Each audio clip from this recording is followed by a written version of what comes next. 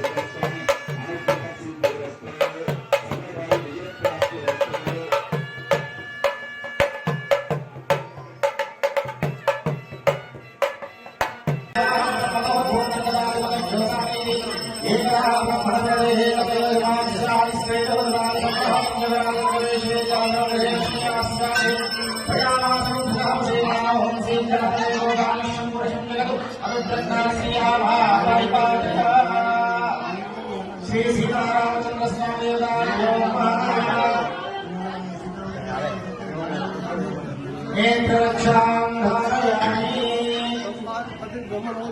प्रकाशो में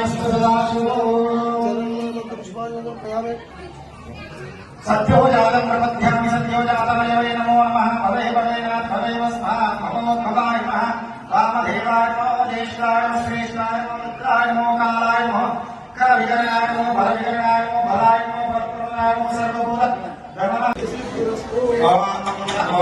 भवदेवाय नमो स्वामी केशदामे चक्रीवाणं देवेभ्यो ददात्याय प्रत्यन्नमानस्ते देवाय आप जीवसे दीर्घायुष्मानि भक्तिसिद्धि यस्मात्प्राज्ञानमानवचमत्वयोगमेमि ज्ञातवेदो विष्णुस्मादि प्रजातज्ञे भवतोषं यस्कैर्मुचुर्गजेन ज्ञातवेदो